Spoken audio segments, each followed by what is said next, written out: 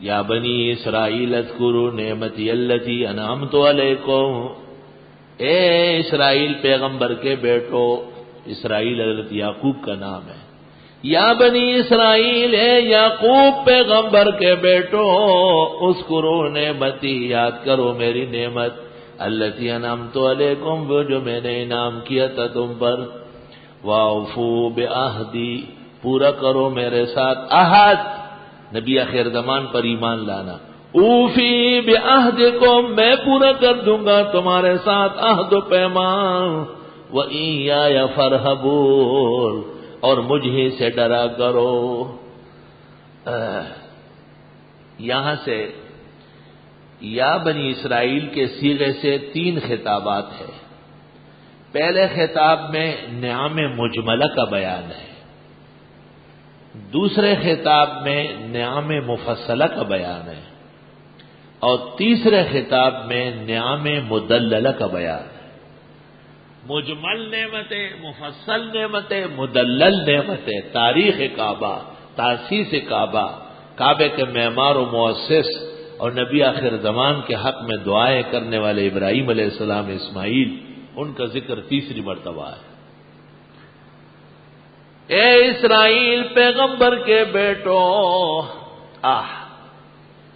لوگ بہت فخر کرتے، سید فلاں، سید فلاں، اور سیدوں کی بارش ہوئی ہے بلوچستان میں، مستقل سیدوں کے گاؤں ہیں، بستیاں ہیں، سارے سید وہاں جمع ہیں، سید فلاں، سید فلاں۔ وزیرستانی جب بات کرتا ہے تو کہتے ہیں اس نے مجھے کہا ارشاد خانہ ذکر جمع حج نو کرے، کیوں؟ میں نے ان دنوں میں حج نہیں کیا تھا، اگر اس دن میں حج کر چکا ہوتا تو مجھے حاجی ارشاد خان کہتے، بیما تو ارشاد خان مالا حج نو کرے، یعنی اتنا ضروری ہے حاجی کہنا۔ مولانا اشرف علی صاحب رحمت اللہ علیہ سفر کر رہے تھے، ایک آدمی ساتھ تھا کہ وہ امت نے ان سے پوچھا کیا نام ہے؟ کہا مجھے حاجی عبدالرزاق کہتے ہیں، حاجی عبدالرزاق۔ تو کچھ دیر بعد اس کو خیال آیا، اس نے مولانا اشرف علی سے پوچھا کہ حضرت کا کیا نام ہے؟ کہا مجھے نمازی اشرف علی کہتے ہیں۔ انہوں نے کہا کیا مطلب ہے؟ کہا آپ نے کتنے حج کیے ہیں؟ کہا ایک۔ کہا حاجی ہو گئے؟ کہا ہاں۔ کہا میں 5 نمازیں کم از کم فرض روزانہ پڑھتا ہوں، سنت اور نفل اس پر مستحب ہے، تو میں نمازی اشرف علی کہلانے کا مستحق نہیں؟ سید فلاں، سید فلاں، اے یعقوب پیغمبر کے بیٹو، او پیغمبر زادو، او پیغمبر کی نسل و اولاد، اذکروا نعمتی، یاد کرو میری نعمت، التی انعمت علیکم، وہ جو میں نے نعمت کی تھی تم پر۔ وہ نعمت حضرت یعقوب کی نسبت اور شرف دینا، وہ نعمت تمہیں نیک گھرانے، نیک خاندان، نیک نسل میں پیدا کرنا، وہ نعمت تمہیں ایمان اور دین کی توفیق دینا، انعمت علیکم، راجح یہی معلوم ہو رہا ہے۔ وَأَوْفُوا بِعَهْدِي أُوفِ بِعَهْدِكُمْ، پورا کرو میرا عہد و پیمان، میں پورا کر دوں گا تم سے عہد و پیمان۔ سبحان اللہ، نبی آخر زمان پر ایمان لے آؤ۔ وَإِيَّايَ فَارْهَبُونِ، اور مجھے سے لرزا کرو۔ لرزتے تھے وہ کہ بھئی تحفے نہیں ملیں گے، بڑے لوگ خفا ہو جائیں گے۔ یہ اول بیان ہے نعم کا۔ دوسرا بیان وَآمِنُوا بِمَا أَنزَلْتُ مُصَدِّقًا لِمَا مَعَكُمْ، ایمان لیا ان چیزوں پر جو میں نے اتاری، تصدیق کرنے والی تمہارے ساتھ کی، لما معکم، تمہارے شرائع کی، توریت کی، انجیل کی، زبور کی۔ ایمان لے آؤ اس قرآن پر، بما یا ما ذوی العقول کے لیے بھی آ سکتا ہے، فَانكِحُوا مَا طَابَ لَكُم مِّنَ النِّسَاءِ، ایمان لے آؤ اس پیغمبر پر، تو پیغمبر اور کتاب دونوں پر ایمان لے آؤ۔ انزلتو، جس کو میں نے اتارا ہے، مصدقاً، تصدیق کرنے والا، لما معکم، ان شرائع کا جو تمہارے ساتھ۔ ہر آنے والا پیغمبر، گزرے ہوئے پیغمبر کی تصدیق کرتے تھے، ولا تکونوا اول کافر بھی، مت بنو پہلے پہلے کفر کرنے والے سے. تم کتابی ہو، لکھے پڑھے ہو، تمہارا کفر سب کفر کا پہلا کفر کہلائے گا. ولا تشتروا بآیاتی ثمنا قلیلا، لینا نہیں میری آیتوں پر قیمت تھوڑی. وإیایا فاتقون، اور مجھ ہی سے ڈرا کرو، دین فروشی مت کرو. ولا تلبسوا الحق بالباطل، ملانا نہیں حق کو باطل کے ساتھ. دعا نہیں مانتے، دعا نہیں مانتے. دیکھو ذرا، دعا مانتے ہیں، بدعت والی دعا نہیں مانتے. درود نہیں پڑھتے، درود نہیں پڑھتے، کو حق و باطل ملا رہا ہے. تمہارا بنایا ہوا درود نہیں پڑھتے، وہ باطل ہے، حق کے ساتھ کیوں ملاتے ہو؟ وَتَكْتُمُ الْحَقَّ، اور تم چھپاتے ہو حق. وَأَنْتُمْ تَعْلَمُونَ، اور تم خوب جانتے ہو. کتمان حق ان میں کبھی آتا. وَأَقِيمُوا الصَّلَاةَ وَآتُوا الزَّكَاةَ، قائم کرو نماز اور دیتے رہو زکوٰۃ. وَارْكَعُوا مَعَ الرَّاكِعِينَ، رکوع کرو رکوع کرنے والوں کے ساتھ. یا تو نماز با جماعت مراد ہے کما ہوا قول الفقہاء، اور یا یہ کہ نماز پڑھو ایسی جس میں رکوع ہو، کیونکہ اسرائیلیوں پر رکوع ختم ہو گیا تھا. اتامرون الناس بالبر، تم کہتے ہو لوگوں کا نیکی کرنے کا. وتنسون انفسکم، اور بھول بیٹھے ہو اپنے آپ کو. وَأَنْتُمْ تَتْلُونَ الْكِتَابَ، اور تم پڑھتے ہو کتابیں. أَفَلَا تَعْقِلُونَ، آیا تم عقل سے کام نہیں لیتے. اچھے احکام، خصلتوں کی تاکید. نماز پڑھو، زکوٰۃ دو، نماز کے پابند رہو، اور امر بالمعروف اور نہی عن المنکر کا شعبہ اپناؤ. وَاسْتَعِینُوا بِالصَّبْرِ وَالصَّلَاةِ، مدد مانگو صبر کرنے اور نماز پڑھنے سے. امام شافعی صبر سے مراد روزہ لیتے ہیں. وَإِنَّهَا لَكَبِيرَةٌ، اور یہ بہت مشکل کام ہے. إِلَّا عَلَى الْخَاشِعِينَ، مگر کچھ مشکل نہیں ہے اللہ سے ڈرنے والوں کے لیے. الذین، یہ وہ لوگ ہیں، یظنون، جو گمان کرتے ہیں، انہم ملاقو ربہم، کہ بے شک یہ مل کے رہیں گے اپنے رب سے. وانہم الیہ راجعون، اور بے شک یہ اس کی طرف لوٹ کے جانے والے ہیں. یہ رکوع اول ہے، بنی اسرائیل کے ساتھ خطاب اول ہے، کیونکہ بنی اسرائیل کو 3 کتابیں دی گئی. توریت تو پہلا خطاب، پھر زبور دوسرا خطاب، پھر انجیل تیسرا خطاب، پھر قرآن پر ایمان لانے کی تاکید. الذین آتیناہم الکتاب یتلونہ حق تلاوتہ اولئک یؤمنون بہ. یہ آیت ہے. یا بنی اسرائیل، اسرائیلیو، اذکروا نعمتی، یاد کرو میری نعمت. التی انعمت علیکم، وہ جو میں نے نعمتیں کی تم پر. وانی فضلتکم علی العالمین، اور میں نے برتری دی تھی تم کو کائنات پر. جب تم ایمان والے تھے اور انبیاء کے ساتھ دینے والے تھے تو اس وقت تم سے بہتر کوئی نہیں تھا. انبیاء کے متبعین افضل الخلائق ہوتے. یہ دوسرا خطاب شروع ہوا. پہلے کو ہم کہتے ہیں خطاب مجمل، خطاب ہے اور اس میں نعم مجملہ ہے، اور یہ خطاب ثانی ہے اور ان میں نعم مفصلہ ہے. بڑی لمبی تفصیل ہو جائے گی. وَاتَّقُوا يَوْمًا، بچو اس دن کے آنے سے. لا تجزی نفس عن نفس شیئا، کہ کام نہیں آئے گا کوئی کسی سے بالکل. ولا يقبل منها شفاعہ، قبول نہیں کی جائے گی کسی سے سفارش. ولا يؤخذ منها عدل، اور نہ لیا جائے گا کسی سے تاوان جرم. ولا هم ينصرون، اور نہ ان کی مدد کی جائے گی. اسرائیلیوں کا یہ خیال تھا کہ اگر ہم گرفتار بھی ہو گئے تو ہم چونکہ بڑے بزرگوں کی اولاد ہے وہ چھڑا لیں گے. تو اس میں ان کے خیال کا رد کر لیا کہ قیامت کے دن کوئی کسی کے کام نہیں آ سکے گا. علماء اہل سنت کہتے ہیں اس آیت کے اندر شفاعت قہریہ کی نفی ہے. شفاعت قہریہ جو اہل نہ ہو اور اس کی شفاعت. شفاعت جو ثابت ہے انبیاء کی، اولیاء کی، حفاظ کی، چھوٹے بچوں کی وہ شفاعت رحمت ہے، شفاعت رحمت۔ کتب ربکم علی نفسہ الرحمہ۔ اور شیخ الہند مولانا محمود الحسن لکھتے ہیں دنیا میں مجرم چھوڑانے کے 4 طریقے ہیں، خود پیش ہو جاؤ، لا تجزی نفس عن نفس شیئا، سفارش لڑا لو، سورس لگاؤ، ولا يقبل منها شفاعہ، پیسے دے دو، ولا يؤخذ منها عدل، جت لے کر برادری پارٹی لے کر کے زندہ باد مرد آباد نعرے لگاتے ہوئے آ جاؤ، ولا هم ينصرون، ایسی مدد بھی نہیں کی جائے گی۔ 4 طریقے ہیں دنیا میں مدد کرنے کے، چاروں کے 4 رد کر دیے گئے۔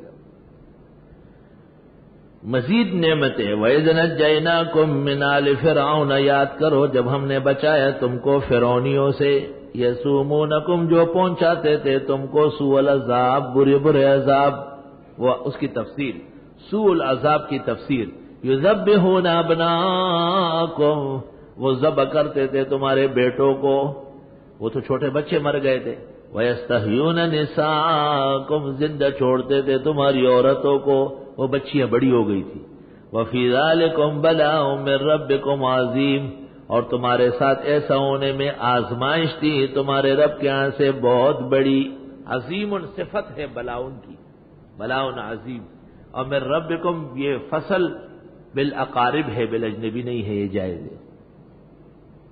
فرعون سورج پرستا، پھر کہتے ہیں قبطیہ میں سورج کو، اور عون کے معنی پوجا، وہ خود اپنا سر زمین پہ رکھ کے ٹانگے رسی میں باندھ لیتا تھا اور نیچے سر رکھ کے پھر سورج کی عبادت کرتا تھا، سورج پرست تھا بہت بڑا فرعون۔ مشہور ہے کہ اس کا نام تھا ولید ابن ریان، ولید ابن ریان، لیکن اس پر اشکال ہے کہ ولید ابن ریان تو عربی نام ہے۔ استاد محترم مولانا لطف اللہ صاحب تاریخ مصر کے امام تھے، وہ فرماتے تھے فرعون کا نام تھا توط نامون، توط نامون قبطیہ میں۔ 400 سال تک اس کے سر میں درد نہیں ہوا تھا، کل 600 سال اس کی عمر تھی۔ یاد کرو جب ہم نے بچایا تم کو فرعونیوں سے جو پہنچا رہے تھے تم کو قسم برے برے عذاب۔ فرعون نے خواب دیکھا تھا، اس کی تعبیر دی گئی تھی کہ بنی اسرائیل میں ایک لڑکا پیدا ہوگا اور وہ تمہاری سلطنت مصر کو تس نس کر دے گا۔ تو حکم دے دیا کہ بنی اسرائیل میں جتنے بچے پیدا ہو سب قتل ہو۔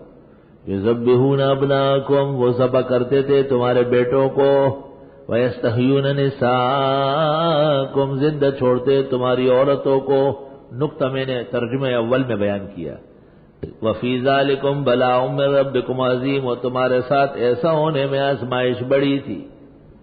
تیسری نعمت، وَإِذْ فَرَقْنَا بِكُمُ الْبَحْرَ، اور جب ہم نے پھاڑ دیا تمہارے لیے بحر احمر، دریائے نیل اس کا حصہ ہے، فَأَنْجَيْنَاكُمْ، پس بچایا تم کو، وَأَغْرَقْنَا آلَ فِرْعَوْنَ، ڈبو دیا فرعونیوں کو، وَأَنْتُمْ تَنظُرُونَ، اور تم دیکھتے رہے۔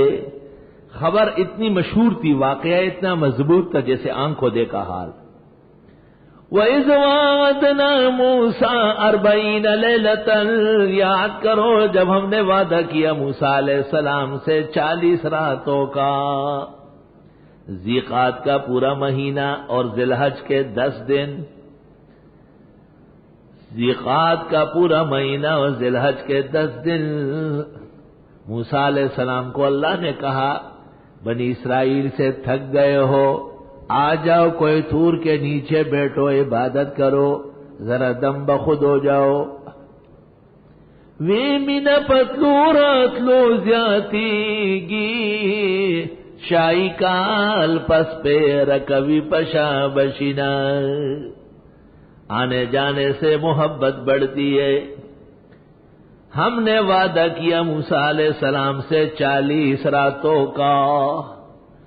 اللیل للعاشقین ستر یا لیت اوقاتہا تدوم، عبادت اور محبت میں رات کا اعتبار ہے، وَمِنَ اللَّيْلِ فَتَهَجَّدْ بِهِ نَافِلَةً لَكَ وَمِنَ اللَّيْلِ فَسَبِّحْهُ۔ رات کا ذکر آتا ہے تو عبادت کا شوق بڑھتا ہے۔ یا ایھا المزمل قم اللیل الا قلیلا نصفه او انقص منه قلیلا او زد علیہ ورتل القرآن ترتیلا۔ انا سنلقی علیک قولا ثقیلا ان ناشئۃ اللیل اشد وطئا واقوم قیلا۔ یا ایھا المزمل قم اللیل، رات کا کیا کہنا ہے، رات تو محبت اور سرور کا ملجا اور ماوا ہے، تمام محبتوں کا اتمام رات کو ہوتا ہے۔ وی دختے دپار خوب راشا چمرور جانان پتا کے ہوئی نماز۔ اللیل للعاشقین ستر یا لیت اوقاتها تدوم۔ مت آئیو اے وعدہ فراموش تو اب بھی جس طرح کٹا روز گزر جائے گی شب بھی۔ وَإِذْ وَعَدْنَا مُوسَىٰ 40 لَيْلَةً، شریعت کے اندر آنے والا دل رات کا ہوتا ہے، یعنی آنے والی جو رات شروع ہوئی دن شروع ہو گیا، مغرب سے اسلامی تاریخ بدل جاتی ہے۔ ثُمَّ اتَّخَذْتُمُ الْعِجْلَ مِن بَعْدِهِ، پھر تم نے بنایا بچڑے کو معبود حضرت کے جانے کے بعد۔ ثُمَّ اتَّخَذْتُمُ الْعِجْلَ إِلَٰهًا، اس کو کہتے ہیں ذکر قبیح ترک قبیح، ہیجان کی وجہ سے مناسب نہیں ہے، ناپسندیدہ بات نہ ذکر ہو تو اچھا ہے۔ پھر تم نے بنایا بچڑے کو یعنی معبود حضرت موسیٰ کے طور پر جانے کے بعد، وانتم ظالمون، تم بڑے ظالم ہو۔ ان الشرک لظلم عظیم۔ ثم عفونا عنکم من بعد ذلک، پھر ہم نے معاف کیا تم کو اس کے بعد بھی، لعلکم تشکرون، تمہیں شکر کرنا چاہیے۔ وَإِذْ آتَيْنَا مُوسَى الْكِتَابَ وَالْفُرْقَانَ لَعَلَّكُمْ تَهْتَدُونَ، مفصل نعمتیں چل رہی ہے، اور ہم نے دی موسیٰ کو کتاب اور معجزات فرق کرنے والے، یا قرآن کی طرح، جیسے قرآن کا نام فرقان بھی ہے، توریت کا بھی نام فرقان ہے۔ یا ایھا الذین آمنوا ان تتقوا اللہ یجعل لکم فرقانا، مفسرین لکھتے ہیں فرقان ما یفارق به بین الحق والباطل، تمہیں چاہیے کہ ہدایت لو۔ وَإِذْ قَالَ مُوسَىٰ لِقَوْمِهِ، یاد کرو جب فرمایا موسیٰ علیہ السلام نے اپنے لوگوں سے، یا قومی، اے میری قوم۔ حضرت موسیٰ تشریف لے گئے کوئی طور پر، پیچھے سامری نے سونے کا ایک بچڑا بنایا، تفصیلی قصہ طٰہٰ و قصص میں آئے گا، اور اسرائیلیوں کو کہا یہی تو الہ موسیٰ ہے، اس کا سجدہ کرو خدا خوش ہو جائے گا۔ جب حضرت واپس تشریف لائے ناراض ہو گئے، حکم آیا کہ جنہوں نے سجدہ کیا ہے بچڑے کا، وہ اپنے ہاتھ سے تلوار دوسرے ان لوگوں کو دے جنہوں نے سجدہ نہیں کیا، وہ ان کو مار ڈالے۔ یہ اس زمانے میں توبہ قبول کرنے کی صورت تھی۔ اس میں مشہور مناظرہ ہوا ہے مولانا شبیر احمد صاحب عثمانی اور مولوی محمد علی لاہوری مرزائی کا، کیونکہ بعض مفسرین نے یہ قتل مرتد کی سزا قرار دی ہے، قتل مرتد کی سزا۔ تو یہاں تو ہے کہ یہ قبولیت توبہ ہے۔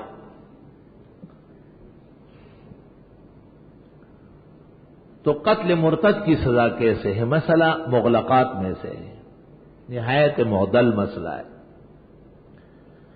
قرآن مجید سے یہاں واضح ہے کہ ان کے حق میں یہ قبولیت توبہ ہے، اس لیے کہا عفونا عنکم اور لعلکم تشکرون، ہم نے تمہیں معاف کیا ہے، یہ شکر کا مقام ہے۔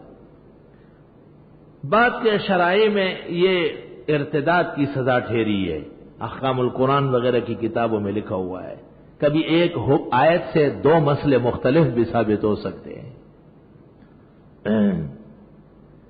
یاد کرنے کا ہے جب فرمایا موسیٰ نے اپنی قوم سے، اے میری قوم، انکم ظلمتم انفسکم باتخاذکم العجل، بے شک تم نے ظلم کیا ہے اپنے ساتھ بنا کر بچڑے کو الہ، فتوبوا الی بارئکم، توبہ کرو اپنے پیدا کرنے والے کے حضور، بارئ پیدا کرنے والا، فاقتلوا انفسکم، پس مارو ایک دوسرے کو، سجدہ نہ کرنے والے سجدہ کرنے والوں کو قتل کر لیں، ذالکم خیر لکم، یہ بہتر ہے تمہارے لیے، عند بارئکم، پیدا کرنے والے کے ہاں، فتاب علیکم، وہ تمہاری توبہ قبول کر لے گا، انہ هو التواب الرحیم، بے شک وہ خوب توبہ قبول کرنے والا، رحم کرنے والا ہے۔ مولانا شبیر احمد اور مولوی محمد علی لاہوری مرزائی کی گفتگو جس کتاب میں ہے اس کا نام ہے الشہاب، اس کتاب کا نام ہے الشہاب۔ موسیٰ، یاد کرو جب تم نے کہا اے موسیٰ، لن نؤمن لک، ہرگز ہم ایمان نہیں لائیں گے آپ پر، حتی نر اللہ جہرا، یہاں تک کہ دیکھ لے اللہ کو آنکھوں سے، فاخذتکم الصاعقہ، آن پکڑا تم کو آسمانی بجلی نے، وانتم تنظرون، اور تم دیکھتے رہے، ثم بعثناکم من بعد موتکم، پھر ہم نے اٹھایا تم کو تمہارے مرنے کے بعد، لعلکم تشکرون، تمہیں شکر کرنا چاہیے۔ اسرائیلیوں نے ایک موقع پہ حضرت موسیٰ کو کہا کہ آپ چلے جاتے پھر آتے، خدا سے یہ بات ہوئی ہے، خدا نے یہ کہا، ہمیں کیا پتہ ہے بات ہوئی نہیں ہوئی، ہم بھی اللہ کو دیکھنا چاہتے ہیں۔ تو دنیا کے اندر دنیا کی آنکھوں سے دیکھنا یا اس کا مطالبہ کرنا بے ادبی ہے۔ ان پر اس کہنے کے ساتھ ایک صاعقہ، آسمانی بجلی گر گئی اور سب فوت ہو گئے۔ وجہ یہ تھی کہ پہلے انہوں نے کہا ہم آواز سننا چاہتے ہیں، شرف مکالمہ، جب پہنچ گئے تو کہنے لگے نہیں، ہم شرف مکالمہ نہیں، شرف رویت چاہتے ہیں، دیکھنا۔ تو یہ اساءت ادب بے ادبی تھی، بے ادبی کی سزا کبھی ہلاکت ہوتی۔ موسیٰ علیہ السلام حق تعالیٰ کے حضور رو پڑے اور کہا خدایا اگر ہلاک کرنا تو ایسے ہی کر دیتے، مجھ سے کہا لے آؤ، مار دیا، پیچھے کیسے جاؤں گا۔ حضرت کا مطالبہ بہت برمحل تھا، اللہ تعالیٰ کو رحم آیا، زندہ فرما دیا ان کو۔ وَظَلَّلْنَا عَلَيْكُمُ الْغَمَامَ، اور ہم نے چھاؤں بنایا تم پر بادلوں کا، وَأَنزَلْنَا عَلَيْكُمُ الْمَنَّ وَالسَّلْوَىٰ، اور اتارا ہم نے تم پر من و سلوى، من زردہ، سلوى بریانی، من میٹھا، سلوى پیکا، میمن کہتے ہیں پہلے میٹھا ہو پھر پیکا ہو، تو ترتیب دلیل نہیں ہے تعمیل کی۔ جیسے علماء لکھتے ہیں دسترخوان پر پانی پہلے لائے، لیکن شروع کلی وشربی، شروع میں پہلے کھانا ہے اور پھر پینا ہے۔ وَظَلَّلْنَا عَلَيْكُمُ الْغَمَامَ، اور ہم نے سائبان بنایا تم پر بادلوں کا، وادی تیہ کے اندر حضرت موسیٰ کے ساتھ تھے، سخت تپش و دھوپ پڑ رہی تھی، اوپر سے بادل آئے، کھانے کے لیے بھوک لگی، وَأَنزَلْنَا عَلَيْكُمُ الْمَنَّ وَالسَّلْوَىٰ، اور ہم نے اتارا تمہارے اوپر من و سلوى، میٹھا اور پیکا۔ انسان کبھی میٹھے کا شوقین ہوتا ہے اور کبھی جی چاہتے کہ چٹپٹے ہو، تیار کھانا ملنا یہی من و سلوى ہے، اپنا پڑھو پڑھو پڑھو، سب وقفہ ہو جائے گا تو جا کے گرم گرم چائے پیو، یہ ہو گیا من۔ اور پھر جب 12:30 بجے چھٹی ہو جائے گی تو جا کے خوب زبردست قسم کا سالن روٹی ہو گئے سلوى، جو ترتیب قرآن میں ہے وہی ترتیب اخسنلوم میں ہے، والحمدللہ اعلیٰ۔ من تیار ہے اور سلوى میں ابھی تھوڑی دیر ہے، دونوں ملنے والی ہے، من و سلوى، اور بعید نہیں ہے کہ ان قریب زرد اور بریانی کی دعوت۔ کلوا من طیبات ما رزقناکم، کھاؤ صاف ستھری چیزیں جو ہم نے تمہیں دی، وما ظلمونا، انہوں نے ہمارا کچھ نہیں بگاڑا، ولکن کانوا انفسهم یظلمون، لیکن یہ اپنے ساتھ خود ظلم کر رہے تھے ناشکری کر کے۔ آگے ناشکری کا بیان شروع ہوگا۔ وَإِذْ قُلْنَا ادْخُلُوا هَٰذِهِ الْقَرْيَةَ، یاد کرو جب ہم نے کہا داخل ہو جاؤ اس بستی میں، امام قتادہ سے منقول بیت المقدس مراد ہے۔ فکلوا منہا کھاؤ اس میں سے حیث شئتم رغدن جہاں تم چاہو کھل کر، وادخلوا الباب سجدا داخل ہو جاؤ دروازے شہر سے تحیت البلد پڑھ کر۔ یہ بھی سنت طریقہ ہے، کسی شہر میں جا کر 2 رکعت شکرانے کے پڑھ لے، خداوند تعالیٰ اس شہر کی خیر و برکت مجھے نصیب فرما اور یہاں کے مفاسد سے مجھے بچا۔ تو جب انہوں نے اریحا یا بیت المقدس میں جانے کی خواہش کی تو حق تعالیٰ نے کہا اس شہر میں چلے جاؤ تمہاری مراد مل جائے گی، لیکن داخل ہو کے سب لوگ 2 رکعت شکرانے کے پڑھ لو۔ وَقُولُوا حِطَّةٌ اور پڑھو حِطَّةٌ اللہم حَطِّ عَنَّا خَطَايَانَا حِطَّةٌ خدایا ہمارے گناہ معاف فرما، نغفر لکم خطایاکم معاف کر دیں گے تمہاری خطا، وَسَنَزِيدُ الْمُحْسِنِينَ اور بڑھا کے دے دیں گے احسنیوں کو۔ وہی محسن احسن یحسن سے محسن نہیں آئے گا، وَسَنَزِيدُ الْمُحْسِنِينَ احسان اخلاص توحید 3 معنی ہے اس کے۔ جب بھی محسن قرآن میں آئے ایک معنی ہے احسان، احسان معنی اخلاص، دوسرا معنی ہے توحید اور تیسرا معنی ہے لوگوں کے ساتھ شکر سے پیش آنا۔ یہ تینوں کرامتیں موجود ہیں۔ اللہ تعالیٰ نے کہا 2 رکعت پڑھو، یہ رینگتے گئے۔ خدا تعالیٰ نے کہا حِطَّةٌ پڑھو، انہوں نے کہا حِنطَةٌ گندم چاہیے۔ جیسے اللہ تعالیٰ کے نبی نے کہا قولوا اللہم صلی علی محمد وعلی آل محمد کما صلیت علی ابراہیم وعلی آل ابراہیم انک حمید مجید، اور انہوں نے پڑھا الصلاۃ والسلام علیک یا رسول اللہ یا حبیب اللہ یا شفیع المذنبین۔ فبدل الذین ظلموا قولا بدل ڈالا ان لوگوں نے جو ظالم تھے بات غیر الذی قیل لهم برخلاف اس کے جو ان سے کہا گیا تھا۔ کہا گیا ہے اللہم صلی علی محمد، الصلاۃ والسلام علیک یا رسول اللہ، پیغمبر کے پورے زمانے نبوت میں نہ کہا ہے نہ سنا ہے، صحابہ نے نہ کہا ہے نہ سنا ہے، تابعین مجتہدین کے زمانے خالی پڑے ہیں۔ فَأْتُوا بُرْهَانَكُمْ إِن كُنتُمْ صَادِقِينَ پس بدل ڈالا ظالموں نے قول برخلاف اس کے جو ان کو کہا گیا۔ فَأَنزَلْنَا عَلَى الَّذِينَ ظَلَمُوا پس ہم نے اتارا ان لوگوں پر جو ظالم تھے رجزاً عذاب من السماء آسمان سے، بما كانوا يفسقون بسبب شریعت کی حدوں سے آگے بڑھنے کے۔ ہر بدعتی شریعت کی حد توڑتا ہے۔ احکام القرآن میں جساس رازی نے یہاں لکھا ہے آیت میں دلیل ہے رد بدعت کی کہ بدعت معتبر نہیں ہے اور واجب الرد ہے۔ اعوذ باللہ من الشیطان الرجیم، بسم اللہ الرحمن الرحیم۔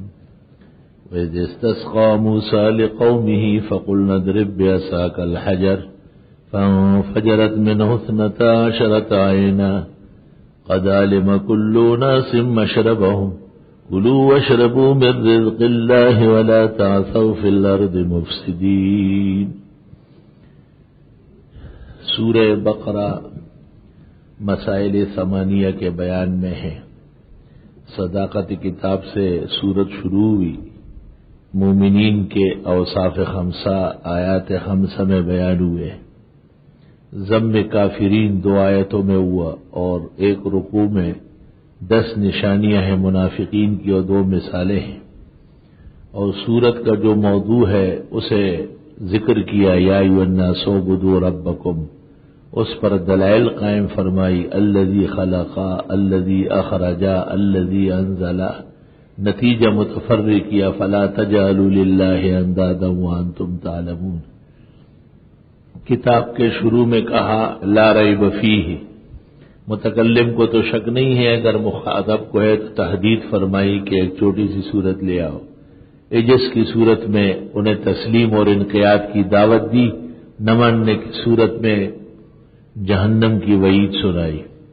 مطیعین اور فرمانبرداروں کو تبشیر جنت اور نعمتوں کی فرمائی، اور پھر نعمتوں کا بیان شروع ہوا، مثالوں کے فوائد بیان کیے، اور کیف تکفرون باللہ وکنتم امواتا ایک نعمت، والذی خلق لکم ما فی الارض دوسری نعمت، اذ قال ربک للملائکۃ انی جاعل فی الارض خلیفہ تیسری نعمت، اور حضرت آدم کے لیے ملائک کا سجدہ چوتھی نعمت۔ حضرت آدم علیہ السلام کو خلیفہ بنایا، اسے مسجود ملائک بنایا، اور اسے داخل جنت فرمایا، اور اس کے توبہ قبول فرمائی۔ نعم عامہ بیان ہونے کے بعد نعم خاصہ بیان ہونے شروع ہوئے، اور کائنات کی وہ معزز قوم بنی اسرائیل سے خطاب اول ہوا، اور اس میں نعم مجملہ کا بیان تھا۔ دوسرے رکوع میں خطاب ثانی ہے، اور اس میں نعم مفصلہ کا بیان ہے۔ اس ضمن میں ان کو بعض یادداشتیں یاد دلائی اور ان کی نافرمانیوں پر تنبیہ کی۔ فبدل الذین ظلموا قولا غیر الذی قیل لهم فانزلنا علی الذین ظلموا رجزا من السماء بما كانوا یفسقون۔ اسی ضمن میں ہے کہ حضرت موسیٰ علیہ السلام کی دعائیں قبول ہوئی، اور قوم کے لیے اللہ سے جو مصالح انہوں نے طلب کیے وہ دے دیے گئے۔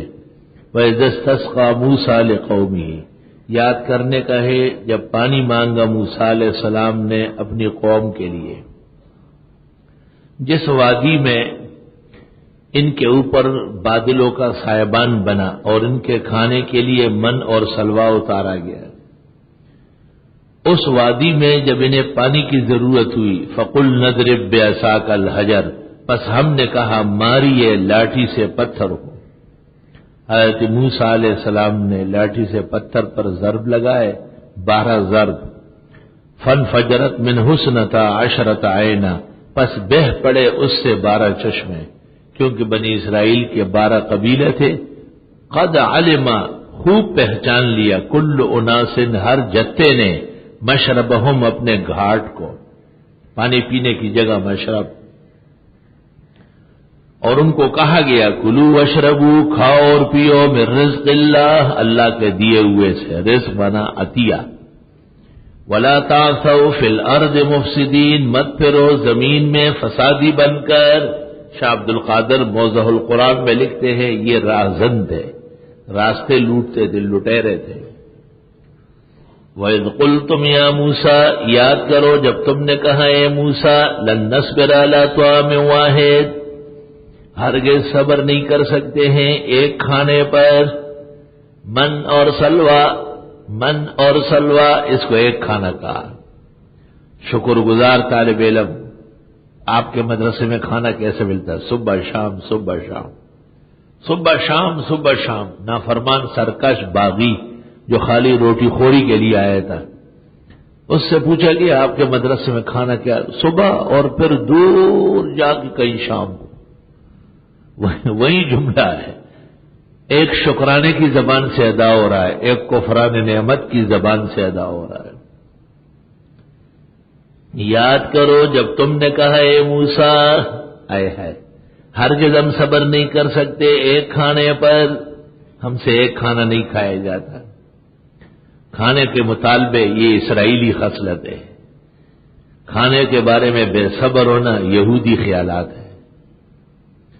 فَادْعُ لَنَا رَبَّكَ، پس پکاریے ہمارے لیے اپنے رب کو، یخرج لنا، نکالے ہمارے لیے، مما تنبت الارض، ان چیزوں میں سے جن کو اگاتی ہے زمین، زمین سے جو اناج اگتے ہیں، ترکاریاں، من بقلہا، ترکاریوں میں سے، بقل، بقول، بقالہ کہتے ہیں اس دکان کو جس میں سبزیاں بکتی ہے، بقالہ، سبزیاں، ترکاریاں، وقثائہا، اور کھیرے، وفومہا، اور لہسن، وعدسہا، اور مسور، وبصلہا، اور پیاز، پیاز، لہسن، دالیں شالیں، یہ چیزیں انہوں نے مانگی۔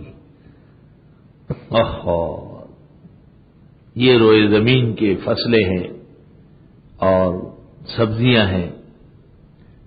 اطباء کہتے ہیں کہ سبزیوں سے طبیعت ہلکی رہتی ہے، البتہ ہمت پست رہتی ہے۔ گوشت اور اعلیٰ کھانوں سے عزائم میں بلندی آتی ہے بشرطے کہ اقل مقدار میں ہو۔ یہ گو صحت افزا چیزیں ہیں، لیکن ان کے لیے سود مند نہیں تھی، کیونکہ انہوں نے ناشکری کے مقام پر طلب کی تھی۔ بھئی کھانا پکائے، بہترین بریانی، بہترین زردہ، زبردست قورمہ، اور ایک آدمی کہتے ہیں ساگ چاہیے، تھوڑی سی چٹنی چاہیے، اور تیرے لیے اب ساگ کہاں پکے اور چٹنی کدھر سے بنے، کھائے جو تیار ہے۔ ناشکری کی زبان ہے۔ قال حضرت موسیٰ نے کہا اتستبدلون الذی هو ادنی بالذی هو خیر، کیا تم بدلنا چاہتے ہو وہ چیز جو بہت ہی گھٹیا ہے اس کے مقابلے میں جو بہت بہتر ہے؟ تم گھٹیا چیز مانگتے ہو اور اعلیٰ چیز چھوڑتے ہو۔ من و سلوہ اعلیٰ ہے، پیاز لہسن حضرت پیغمبر فرماتے ہیں جو یہ کھائے مسجد میں نہ آئے، اس کی بدبو سے جس طرح انسانوں کو تکلیف ہوتی ہے ملائک کو بھی تکلیف ہوتی ہے۔ اہبطوا مصرا، اترو شہر میں،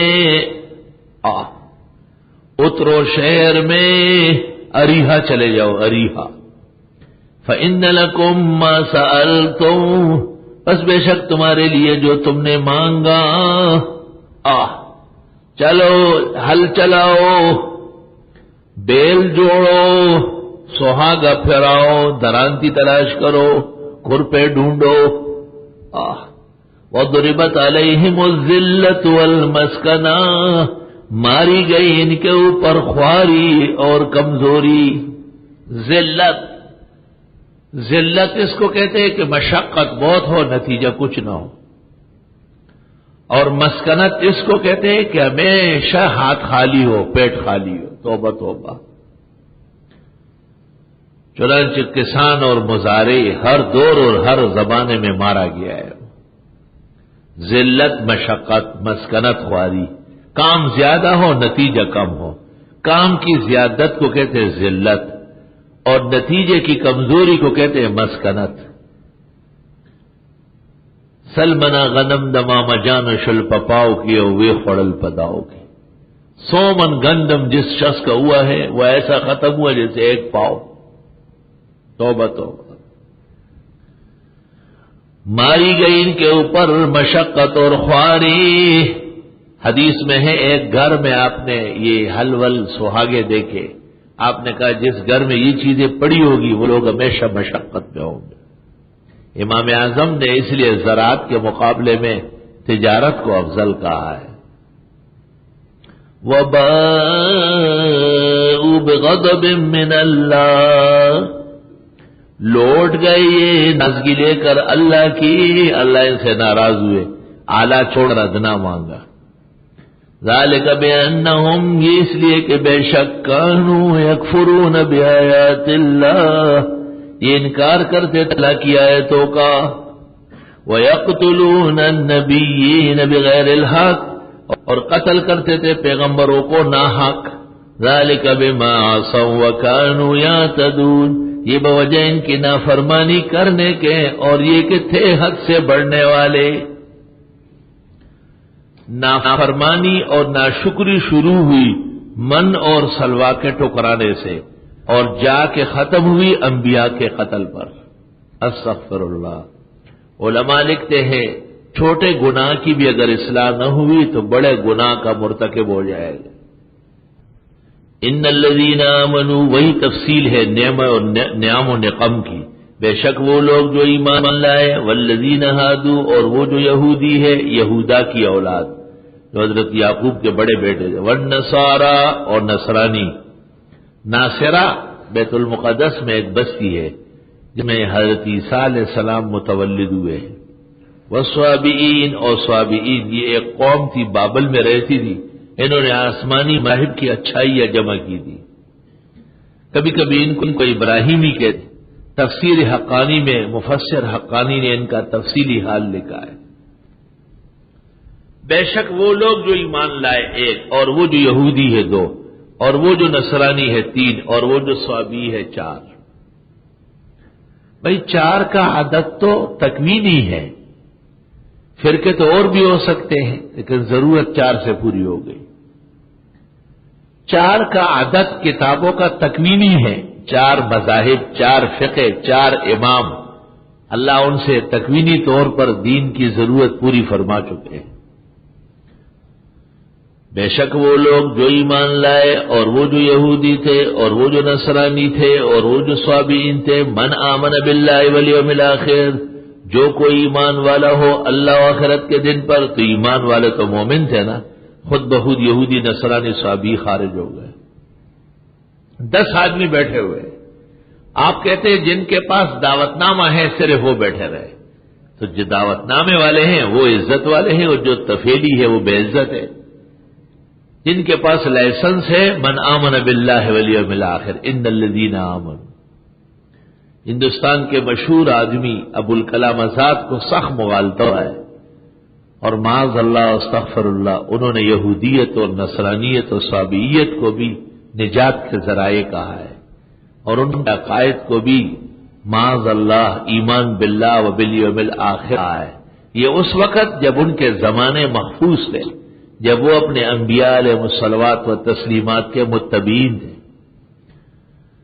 جو ایمان لایا اللہ و آخرت کے دن پر، وعمل صالحا اور عمل کیا نیک، فلہم اجر عند ربہم، پس ان کے لیے اجر ہوگا رب کے ہاں، ولا خوف علیہم، نہ خوف ہوگا ان پر، ولا هم یحزنون، نہ وہ غمگین ہوں گے۔ ابوالکلام آزاد کا تفصیلی رد حضرت الاستاذ مولانا یوسف بنوری مرحوم نے یتیمت البیان میں کیا ہے۔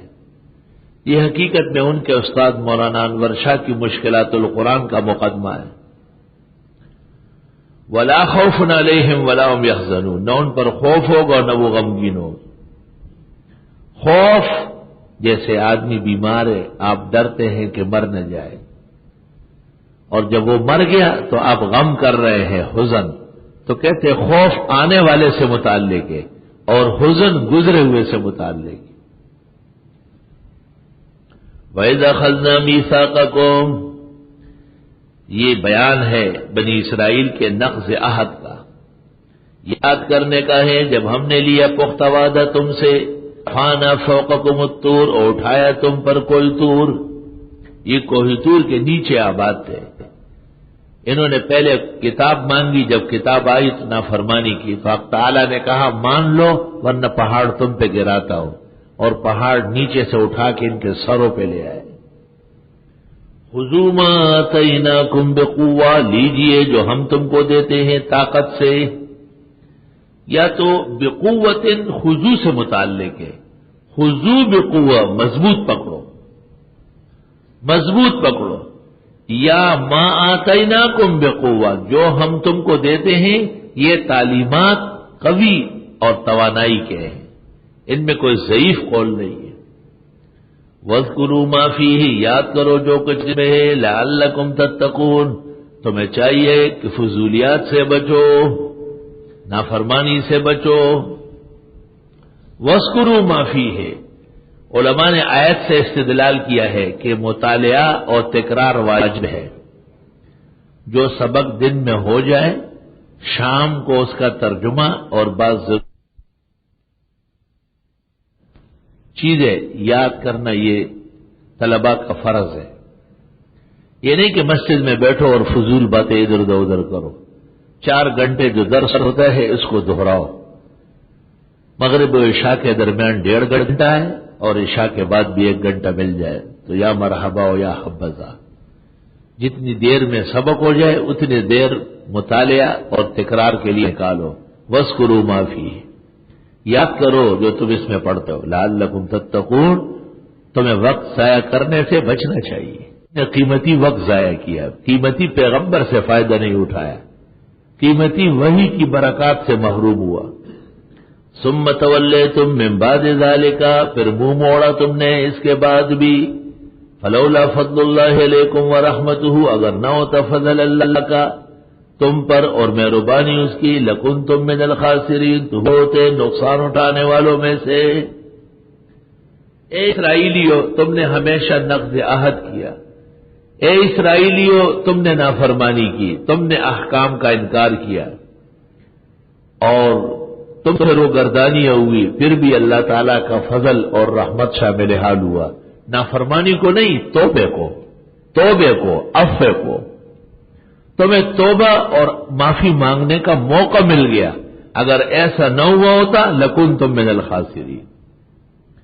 اب اس کی ایک مثال کہ بنی اسرائیل نے نافرمانی کیسے کی۔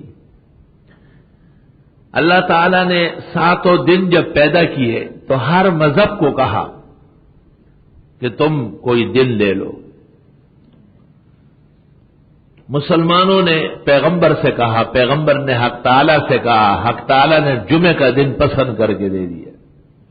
تمام آسمانی مذاہب میں جمعے کا دن محترم رہا ہے، شان ورشان شرع بخاری میں لکھا ہے۔ لیکن جب قوم نافرمان ہو جاتی تو جمعہ ان سے چھین لیا جاتا، اور یہود کو سنیچر دے دیا گیا اور عیسائیوں کو اتوار دیا گیا اور بدعتیوں کو پیر کا دن دیا گیا۔ کیونکہ احمد رضا خان کہتے ہیں کہ جمعہ مکہ عید اہل عبادت کے لیے، مجرموں آؤ یہاں عید دوشنبہ دیکھو۔ وہ کہتے ہیں ہماری عید پیر کو ہے۔ نافرمان قوموں سے ہمیشہ جمعہ چھین لیا جاتا ہے۔ جب جمعے کا مطلوبہ احترام اور شکر نہ کیا گیا تو ایسا ایک ظالم مسلط ہوا جس نے جمعہ واپس کر دیا اور عیسائیوں کا دن اتوار لے لیا۔ وَلَقَدْ عَلِمْتُمُ الَّذِينَ اعْتَدَوْا مِنْكُمْ فِي السَّبْتِ، داؤد علیہ السلام کے زمانے میں اسرائیلیوں کو کہا گیا کہ تم نے خود سنیچر کا دن لے لیا ہے، چلو اب ہفتے کے 6 دن شکار کرو۔ سمندر کے کنارے رہتے تھے، ساحل سمندر میں، لیکن مذہب کے دن نہیں کرو شکار۔ مذہب کا دن کام کاج کے لیے نہیں ہے۔ غلط بیانی ہے کہ جی جمعے کا دن کام کا دن ہے۔ جمعے کا دن نماز کا دن ہے، جمعے کا دن سورہ کاف کا دن ہے، جمعے کا دن درود شریف پڑھنے کا دن ہے، جمعے کا دن جامع مسجد میں جلدی جانے کا دن ہے۔ اور انہوں نے پہلے تو اس کی پابندی کر لی اور سنیچر کے دن شکار نہیں کرتے تھے، لیکن رفتہ رفتہ آزمائش سخت ہو گئی۔ ہفتے کے 6 دن مچھلی نظر نہیں آتی تھی، لیکن جب سنیچر کا دن ہو جاتا تھا تو مچھلیاں کھل کر آتی تھی۔ سورہ آراف میں ہے اذ تاتیہم حیتانہم یوم سبتہم شرعا وَلَوْمَ لَا يَسْبِتُونَ لَا تَأْتِيهِمْ۔ ہفتے کے دن مچھلیاں کھل کر آتی تھی اور جب ہفتہ نہیں ہوتا تھا تو مچھلی غائب۔ اب مچھلی پانی میں اوپر نیچے ہو رہی ہے اور کنارے پر بنگالی بیٹھا ہوا ہو، اس کو قابو کر لیں گے آپ؟ آسان کام نہیں ہے۔ خدا کی شان دیکھو، بنگال کی سرزمین پر جو پانی ہے اس میں پانی کم اور مچھلی زیادہ ہوتی۔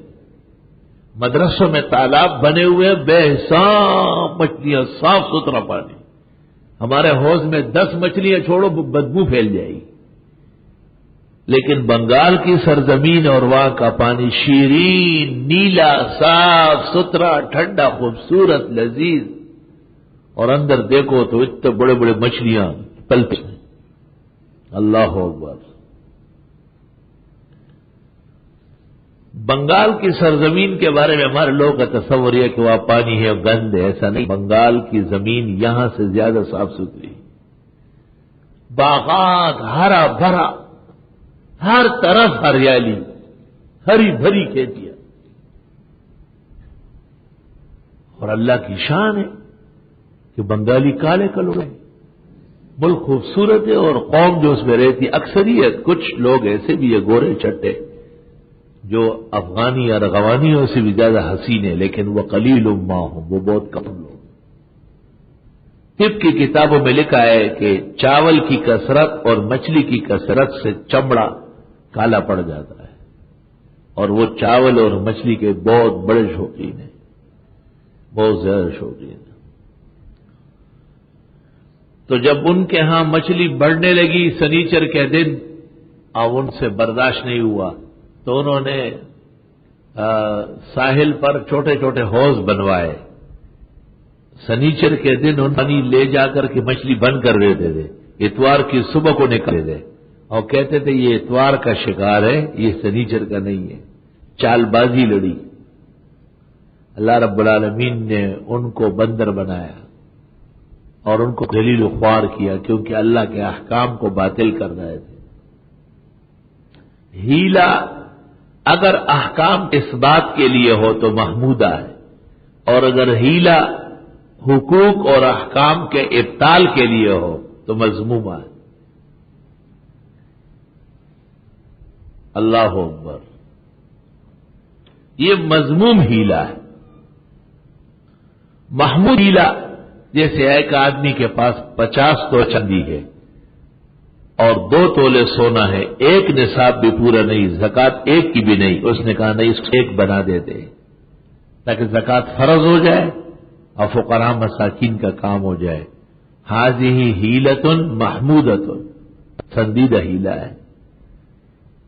اور ایک ہیلا مذمومہ ہے کہ زکات فرض ہو رہی تھی زیورات پر تو بیوی سے 11 مہینے کے بعد خرید لیے، زکات ختم ہو گئی. جب 11 مہینے پورے ہو گئے پھر بیوی کو دیے. اسی طرح اس کے اور بیوی کے درمیان 20 سال لین دین چلتی رہی. سال ایک پر بھی پورا نہیں ہوا، ہولان ہول نہیں ہوا تو زکات فرض نہیں ہوئی. یہ ہیلا مذمومہ ہے. تو ہیلے جو شریعت کے مطابق ہے وہ جائز ہے، اور ہیلے جو شریعت کے اغراض اور مقاصد کے افاطہ اور اماتت کے لیے ہے وہ ناجائز. ہیلوں پر ہم انشاءاللہ تعالی کلام کریں گے سورۃ یوسف میں. کذالک کدنا لیوسف وَلَقَدْ عَلِمْتُمُ الَّذِينَ اعْتَدَوْا مِنْكُمْ فِي السَّبْتِ، اور البتہ تحقیق تم پہچان چکے ہو ان لوگوں کو جنہوں نے تجاوز کیا تھا تمہیں میں سے سنیچر کے دن کے بارے میں. مولانا محمد انور شاہ صاحب رحمت اللہ علیہ فرماتے ہیں کہ سبت کے معنی ہے تعطیل، کام نہ کرنے کا دن، سبت اتلا، اور یہ گزشتہ شرائع میں جمعے کا نام تھا. تو ایسی صورت میں بہت ممکن ہے کہ ان کے ہاں بھی جمعے کا دن ہو اور انہوں نے نافرمانی کی. اور مفسرین نے جو سبت کا معنی سنیچر سے کیا ہے یہ ظواہر کی وجہ سے کیا ہے. بظاہر تو جمعہ اور ہے اور سبت اور ہے، سنیچر اور ہے. یقیناً تم جان چکے ہو ان لوگوں کو جنہوں نے جو حد سے بڑھ گئے تھے تم میں سے سنیچر کے دن کے بارے میں، انہیں سنیچر کو شکار کیا حالانکہ منع تھا. فَقُلْنَا لَهُمْ، پس ہم نے کہا ان سے، كُونُوا قِرَدَةً خَاسِئِينَ، ہو جاؤ بندر ذلیل و خوار. بندر نقلیں کرتا ہے، ڈرامے رچاتا ہے، ڈگڈگی بجاتا ہے، ناچ کرتا ہے اور سسرال جاتا ہے اور آتا ہے تماشے دکھاتا ہے، لیکن ہے ذلیل و خوار. فَجَعَلْنَاهَا نَكَالًا لِمَا بَيْنَ يَدَيْهَا وَمَا خَلْفَهَا، پس بنایا ہم نے ان کو عبرت، نکال مانا ان لوگوں کے لیے جو موجود تھے اور ان کے لیے جو بعد میں آنے والے تھے. وَمَا خَلْفَهَا وَمَوْعِظَةً لِّلْمُتَّقِينَ، اور یہ نصیحت تھی پرہیزگاروں کے لیے. عبداللہ ابن عباس سے منقول ہے کہ بنی اسرائیل میں 3 طبقے ہوئے. ایک علماء کا اخیر تک منع کرنے والے، ایک تبلیغیوں کا خود تو کرتے تھے لیکن کہتے کہتے تھک کے بیٹھ گئے، اور ایک وہ جو مرتکبین تھے. بعض شاہ عبد القادر کی رائے یہ ہے کہ 4 فرقے تھے. ایک وہ جو خود تو برائی نہیں کرتا تھا لیکن منع بھی نہیں کرتا تھا، عذاب جب آیا تو دونوں کو سزا دے دی، اور جو تبلیغ کر کے تھک گئے تھے وہ اور علماء دونوں بچ گئے. اس کو کہتے ہیں حکایت بحال الماضی، ماضی کا ایک واقعہ دوسرا واقعہ. وَإِذْ قَالَ مُوسَىٰ لِقَوْمِهِ، یاد کرو جب فرمایا موسیٰ علیہ السلام نے اپنی قوم سے، إِنَّ اللَّهَ يَأْمُرُكُمْ أَن تَذْبَحُوا بَقَرَةً، بے شک اللہ حکم دیتا ہے تم کو کہ کاٹ دو گائے، ایک گائے ذبح کرو، گائے ذبح کرو۔ اللہ اللہ، رام چندر ہندوؤں کا بڑا تھا، وہ سیتا نام کی ایک عورت پر عاشق ہوا، وہ ہاتھ آنے ایران میں ایک پیر ہے، اس کا ارتشت ہے، وہ تعویذ دے دے گا اور سیتا خود بخود آپ کے پیروں میں آ جائے گی۔ رام چندر جب ایران چلا گیا زردشت کے پاس، تو زرداشت نے اس کو کہا کہ میرے اوپر جو آسمانی کتاب آئی ہے اس کا نام ہے اساطیر، اور اس کے 15 پارے تھے، اور ہر پارے کا نام تھا دستور، ہر پارے کو کہتے تھے دستور۔ اس کے پہلے دستور میں لکھا ہوا ہے کہ آسمان میں ایک ستارہ ہے اور اس شکل سور کی طرح ہے، برج سور، سور کہتے ہیں بیل کو۔ انت یا سوری قوی نسوانک اللہ العلی، وہ جو کھیتی باڑی کی کتابوں میں نظمیں ہیں۔ روئے زمین پر جب گائے کے ساتھ احسان کیا جائے تو آدمی کی قسمت اچھی ہو جاتی ہے، بس اتنی۔ رام چندر ہندوستان آیا اور اس نے یہ فیصلہ اور لوگوں کو اس کی تعلیم دی کہ گائے نہ ذبح کرو، گائے کا گوشت نہ کھاؤ، اور گاؤ ماتھا ایک رسم ناکارہ کے سکھا۔ کیا چیز کڑکڑ کہاں سے ہو رہا ہے؟ اتنا پھر کسی میں غیرت نہیں ہوتی کہ جا کے دیکھ لے، منع کرو اس کو۔ وفاقی درس کے لیے وہ بڑے شیطان نکل آتے ہیں۔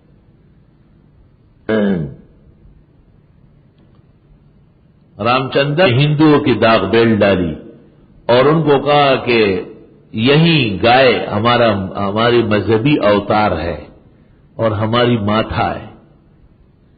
چنانچہ گاؤ ماتھا ہندوستان میں ہندوؤں کا مستقل مذہب ہے، ان کے نزدیک گائے کا پیشاب مبرک ہے، وہ پیا جاتا ہے، اور گائے کا کاٹنا بہت بڑا جرم ہے، غریب اپنی گائے کاٹ سکتے ہیں۔ یہاں کے پاس ایک مندر ہے 200 ایکڑ میں، پاکستان میں کوئی مدرسہ 200 ایکڑ میں نہیں ہے، ہندوؤں کا مندر 2 ایکڑ میں، اور وہاں بڑی جو ان کی ہے ماتھا، وہ عورت ہے، لکی مروت کی رہنے والی ہے، وہ بھی اور اس کی بھی۔ بیشتر ہندو وہاں لکی مر ہے، اور یہ اتنا بڑا مندر ہے کہ اس کے لیے خرچہ ہندوستان سے آتا ہے، اور ہندوستان کے مندروں میں جو ہندو پنڈت بنتا ہے اس کے لیے ضروری ہے کہ وہ 2 سال یہاں لگا لے۔ چاند کے 1 اور 14 ہے، اور سندھ کے پنجاب کے تمام بڑے مالدار ہندو آتے ہیں، جس کے پاس 50,000 یا اس سے زیادہ کا لفافہ ہو، ماتھا ان کو اجازت دیتی ہے سجدہ کرنے کی، اور جس کے پیسے کم ہو وہ سجدہ نہیں کر سکتا ہے، وہ ویسے لفافہ جمع کر کے جائے۔ ہمیں دعوت دی گڈاب کے مسلمانوں نے کہ آپ آئے اور مندر کی سیر کر لیں۔ میں وفد کے ساتھ گیا، وہاں پر ایک عورت بیٹھی ہوئی تھی اور ماتم کر رہی تھی۔ میں نے پوچھا کہ یہ کیوں رو رہی ہے؟ کہ یہ بدبخت ہو گئی ہے۔ میں نے پوچھا کہ بدبخت کیسے ہوئی؟ کہ 4 مہینے ہو گئے اس کو گائے کے پیشاب کا قطرہ بھی نہیں ملا، اب اس کو گائے کا پیشاب پینے کو نہیں آئے تو یہ روئے گی نہیں تو اور کیا کرے گی؟ ہندو مذہب میں اگر 1 مہینہ گزر جائے اور گائے کا پیشاب پینے کو نہ ملے تو وہ بدبخت ہو گیا، اور کہا یہاں کم ہے اور لوگ پینے والے بہت زیادہ ہیں، اس لیے مشکل ہے کہ اس کو مل جائے، یہ روتی رہے بس۔ پھر وہ مجھے کنویں دکھاتے تھے، کنویں کہ یہ کنواں ہے پانی کا، یہ میں تو آخر میں لکی مروت کا ایک نوجوان تھا، اس نے آہستہ سے مجھے کہا کہ یہاں جتنی بھی کوشش کی گئی میٹھا پانی نہیں نکلا، جو نکلا ہوا پانی تھا وہ ہم نے خرید کے مندر میں شامل کیا، وہ پانی سوکھ گیا، تو پھر ہم نے پیسوں سے نل لگوا کے کنویں میں ڈالا ہے اور ماتھا کو کہا کہ پانی نکل آیا۔ ہندو مذہب میں مندر کے لیے ضروری ہے کہ اس میں قدرتی چشمہ ہو، تو 3-4 کنویں اس میں کھودے ہیں، پانی ایک میں نہیں، باہر سے نل ڈالا ہوا ہے اور اس سے پانی اس میں آ رہا ہے۔ میں نے کہا کہ ماتھا ملاقات کیوں نہیں کرتی؟ کہا کہ وہ کہتی ہے کہ ایک تو مفتی صاحب جوان ہے، دوسرا پختون ہے، تیسرا ان کے پاس ہر وقت لاٹھی ہوتی ہے، اور ہمارے مہمان بھی ہے، بہت ممکن ہے کہ وہ کچھ کہے، اور عورت ذات ہوں، اس لیے دوسری ملاقات میں ملاقات کریں گے، ابھی صرف مندر چلے جائیں۔ جاتے وقت انہوں نے ہمیں پھل دے دیا، بہت سارا گاڑی میں رکھوایا۔ جب بھی ہم چند قدم پہ جاتے گاڑی پنچر ہوتی ہے، پستی ہے۔ ہمارے ساتھ قاری عبدالعلیم صاحب تھے، انہوں نے وہ پھل لے کے باہر پھینکا، یقین کر لے کراچی تک گاڑی صحیح رہی، اتنی سخت نحوست ہے ان کی چیزوں میں۔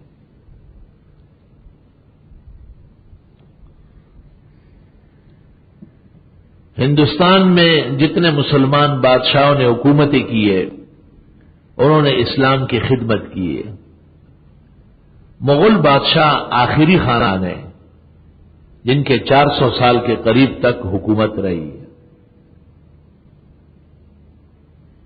بادشاہ مغل کا بابر ہے، بہت بڑے عالم ہے، اور آخری بادشاہ اورنگزیب ہے، وہ بھی علوم سے آراستہ ہے۔ درمیان میں بابر کا پوتا ہے اکبر بادشاہ، شروع میں تو بہت نیک تھا، مسجد میں خود جھاڑو دیتا تھا، اذان دیتا تھا، علماء دین کے سامنے دوزانو ہو کے بیٹھا تھا۔ لیکن ایران سے ایک عالم آیا مبارک، اور اس کے بیٹے تھے ابو الفضل اور فیضی وغیرہ، ابو الحسن، انہوں نے اکبر بادشاہ کو اکسایا علماء اہل سنت بزرگان دین کے خلاف، اور پھر بادشاہ تدریج ناراض ہوتا گیا۔ اسلامی حکومت اس سے پہلے جتنی رہی تھی اس میں اہل سنت والجماعت کے علماء، قاضی، مفتی، صدر مفتی تھے، روافض کو یہ برداشت نہیں تھا۔ بادشاہ کو کہا کہ آپ کا درجہ امام ابو حنیفہ اور امام شافعی سے کم نہیں ہے،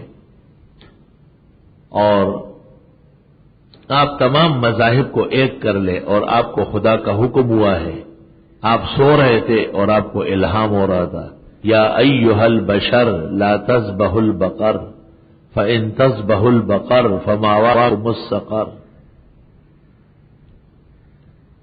اکبر بادشاہ نے ہندو اور مسلمانوں کو ایک کرنا چاہا، دربار میں آگ جلائی تاکہ مجوسی خوش ہو جائے، اور گائے کے ذبح پر پابندی لگائی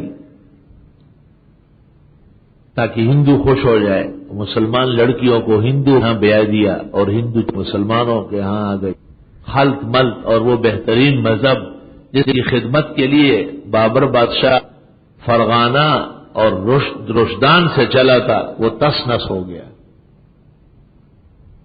اس وقت اللہ کا ایک نیک بندہ، کامل مومن، شیخ احمد سرہندی مجدد رحمت اللہ علیہ، سرہند سے اس نے علم بلند کیا اور دنیا کو للکارا کہ اکبر بادشاہ کا کذاب و دجال ہے، اور اس کا دین الہی جھوٹا ہے، اور اس کا نورتن واجب القتل ہے، اور گائے کا ذبیحہ اسلامی حکم ہے، ان اللہ یأمرکم ان تذبحوا البقرہ۔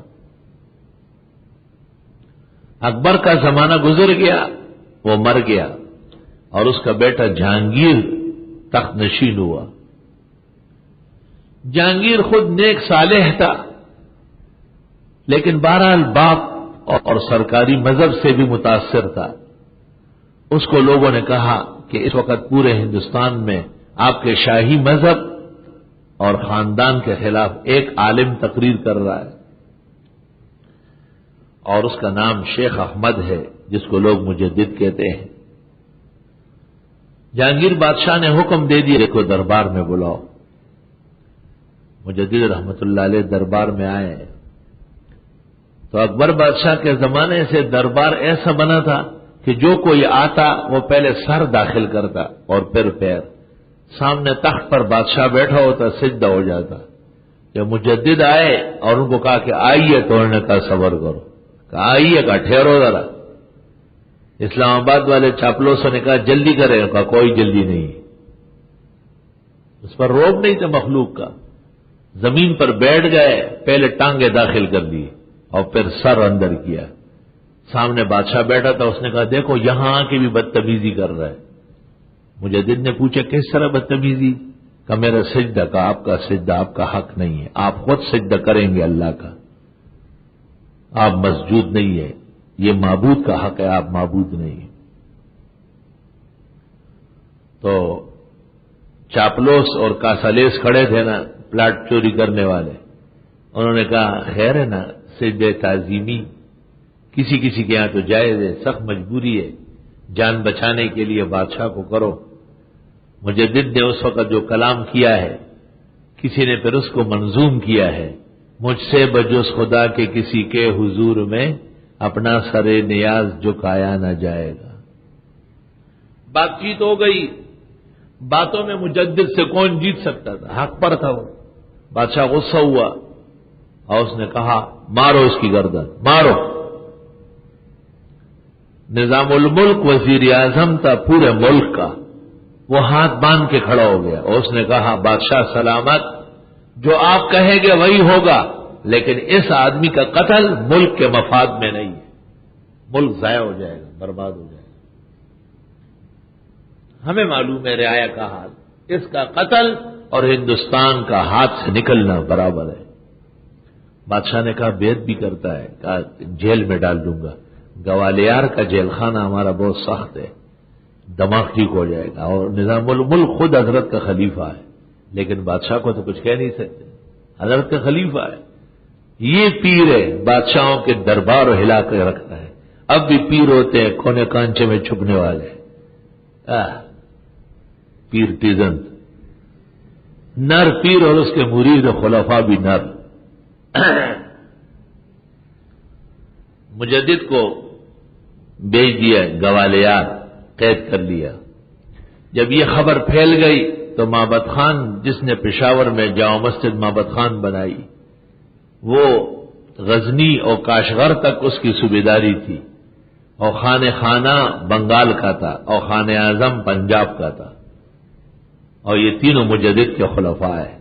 ان تینوں نے علم بغاوت بلند کیا کہ ہم جہانگیر کی جہانگیری نہیں مانتے اور ہمارا بادشاہ نہیں ہے. انہوں نے ہمارے بزرگ اور مرشد کی توہین کی. ایسا زمانہ تھا, کتنے خطرناک قسم کے بادشاہان تھے. مجدد جب جہانگیر کے سامنے بات کر رہا تو اس کو یہ نہیں تھا کہ کوئی میرے سر پہ کھڑا ہوگا, وہ ایک اللہ پر توکل کر کے کر رہا تھا. جہانگیر کو پتہ چلا کہ پشاور ہاتھ سے نکلا, کابل زابل سب نکلا, پنجاب نکلا, بنگالہ نکلا. وہ ان کی سرکوبی کے لیے آگے بڑھا. دریائے جیلم کے کنارے مقابلہ ہوا, وہ اکیلے تھا, یہ تین تھے. بادشاہ کی فوج کو پسپائی ہو گئی, وہ گرفتار ہوا. اور ان تینوں نے مجدد کو خط لکھا کہ ہم نے جہانگیر کی جہانگیری ختم کر دی اور ہم نے اسے گرفتار کر لیا, اور آپ کو مبارک ہو, اور ہم آ رہے ہیں اور عزت سے آپ کو لا رہے ہیں. مجدد نے جواب لکھا. وہ خط مکتوبات جلد دفتر 33 نمبر پر موجود ہے. زبردست خط مجدد کا, تینوں کے نام لکھا ہے, اور ان کو کہا ہے کہ بادشاہ کو فوری رہا کر لو. میرا اختلاف بادشاہ سے سیاست کا, تاج و تخت کا نہیں ہے, کتاب و سنت کا ہے. میرے بہترین مسئلے کو سیاست کے ساتھ آلودہ نہ کرنا. کل لوگ کہیں گے کہ میں نے حکومت پر قبضے کے لیے تحریک چلائی, میں نے تو توحید و سنت کے لیے چلائی. میرے مسئلے کو کمزور نہ کیے جائے, اور بادشاہ کو بحال کر لو. جب خط آیا, تینوں خلفاء خط پڑھ کر کے پریشان کھڑے ہو گئے, اور فیصلہ کیا کہ بادشاہ کو تو باہر لانا پڑے گا, حضرت صاحب کا حکم آیا ہے. یہ تینوں بادشاہ کے پاس اندر آئے اور بادشاہ کو کہا آپ کی بادشاہت برقرار ہے. کہا کیوں؟ بس کو میں. بادشاہ نے رات کو خواب دیکھا تھا. ختم المرسلین صلی اللہ علیہ وسلم خواب میں تشریف لائے اور آپ نے فرمایا اے جہانگیر بروز محشر تم میری شفاعت کے کیسے امید رکھو گے؟ اس وقت ہندوستان میں میری سنت اور خدا کی توحید پر ایک آدمی غیرت کر رہا ہے اور اس کو تم نے جیل میں ڈالا ہے اور دربار میں بلا کے بے عزت کیا ہے. تم بروز حشر میری شفاعت کے کیسے امید رکھو گے؟ بادشاہ کا تو سینہ ویسے ہی پھٹ رہا تھا. اس نے کہا میں تب بہا لوں گا کہ مجھے حضرت کے پاس لے جائے. تینوں گورنر اور بادشاہ شاہی لشکروں میں گوالیار پہنچے اور بادشاہ نے جا کر مجدد صاحب کے پیروں میں سر رکھا. مجدد نے اس کا سر پکڑ کے اوپر کیا کہ یہی تو تجھ سے اختلاف ہے کہ میں کہتا ہوں مخلوق کا سر صرف خالق کے آگے ہوگا. اور بادشاہ نے شاہی عہد نامہ ان کے آگے رکھا, نیچے دستخط کر کے مہر لگائی اور حضرت کو کہا جو آپ چاہے لکھے. حضرت نے اللہ کا حمد و ثنا لکھ کر بسم اللہ لکھ کر الذین ان مکناہم فی الارض کی آیت لکھ کر اس کے بعد لکھا ہے ان اللہ یامرکم ان تذبحوا بقرہ. آپ کے باپ نے نورتن بنایا توڑوں سے. جن لوگوں نے آپ کے باپ کو اسلام سے ہٹایا ان کو قتل کر لو. اور شاہی پیروں میں بڑے بڑے سڑکوں پر اور روڈوں پر گائے کٹواؤ. گائے پر پابندی غلط ہے. دربار میں آگ بجھاؤ اور جو مسلمان لڑکیاں ہندو لڑکوں کے پاس گئی نکاح نہیں ہوا ہے واپس لے آؤ. جو ہندو لڑکیاں ہندو ہے اور مسلمانوں کے گھر آئی نکاح نہیں ہوا ہے واپس نکالو. 30 کے قریب اصلاحات ہے. بادشاہ نے اس پر دستخط کیے اور وہ سب کے سب نافذ ہو گئے. ان اللہ یامرکم ان تذبحوا بقرہ بے شک اللہ تمہیں حکم دیتا ہے کہ ذبح کر لو گائے. گائے تکڑا قسم کا صدقہ ہے. صدقہ تو انڈے کا بھی ہو سکتا ہے. حدیث شریف بخاری میں جو دیر سے جمعہ پڑھنے آتے ہیں فکأنما تصدق بالبیضہ. اور صدقہ تو مرغی کا بھی ہو سکتا ہے بکرے کا بھی, لیکن بعض تکالیف رفع کرنے کے لیے گائے کا ذبیحہ بہت ضروری ہے. اور فقہاء فرماتے ہیں صدقہ اور دعا ایسی تکڑی ہو جو بلا کو ٹال سکے. بلا کو ٹال سکے. شذرا میں لکھا ہوا ہے شذرا میں کہ جب بلا آسمانوں سے نازل ہوتی ہے تو ادھر سے اس آدمی کی دعا اور صدقہ جا کے اس سے لڑنے لگتی ہے. اگر دعا اور صدقہ تکڑا ہو بلا پٹ جائے گی, اور اگر بلا تکڑی ہو تو دعا اور صدقہ پٹ جائے گی. اسی لیے صدقات و خیرات بہت کرنا چاہیے. ان اللہ یامرکم ان تذبحوا بقرہ بے شک اللہ حکم دیتا ہے تم کو کہ ذبح کرو گائے. اور جامع صغیر میں حضرت علی کی روایت ہے اور شرح وقایہ وغیرہ میں ہے والجاموس نوع من البقر کہ بھینس بھی گائے کے حکم میں ہے. ویسے تو قربانی میں مینڈا اور بکرا افضل ہے, لیکن فتاوا کی کتابوں میں ہے کہ فقراء و مساکین کو گوشت کھلانے کی نیت سے بڑا جانور گائے یا بیل کاٹنا بکروں سے افضل ہے. اس طرح گائے کے مقابلے میں بھینس کی قربانی یا بھینس کا صدقہ وہ زیادہ بہتر ہے کیونکہ اس میں گوشت زیادہ ہوتا ہے. اچھی تکڑی گائے میں مشکل سے 3-3.5 من گوشت ہوتا ہے, لیکن تکڑی اچھی بھینس میں 8 اور 10 من گوشت ہوتا ہے. 3-4 دن تفسیر والوں کو ہو جائے گا. ان اللہ یامرکم ان تذبحوا بقرہ بے شک اللہ تمہیں حکم دیتا ہے کہ ذبح کرو گائے. ہمارے ایک ساتھی ہے منور بھائی, انہوں نے ایک دفعہ گائے کا صدقہ کیا اور پھر خواب دیکھا کہ وہ بماں بال بچوں کے گاڑی کے اندر گاڑی زمین کے اندر چلی گئی اور پھنس گئی. کچھ دیر بعد دیکھا تو وہ باہر آئی تو بتایا گیا کہ ایک گائے آئی اور اس نے سینگوں سے اس گاڑی کو دھکے دیے اور اس کو باہر نکال کے لے آئے. الصدقۃ ترد البلاء انما الصدقۃ تطفئ غضب الرب. صدقے کے ذریعے بلائیں ٹل جاتی ہے اور صدقے کے ذریعے اللہ تعالیٰ کی ناراضگی کی آگ بجھ جاتی ہے. شاہ عبدالعزیز صاحب کے زمانے میں ایک شخص تمام مذاہب کے پاس جاتا تھا اور کہتا تھا خدا تعالی کا مذہب کون سا ہے؟ اگر وہ سکھ ہو تو میں سکھ ہو جاتا ہوں، اگر وہ ہندو ہو تو میں ہندو ہوتا ہوں، اگر وہ عیسائی کا مذہب ہے تو میں عیسائی ہوتا ہوں۔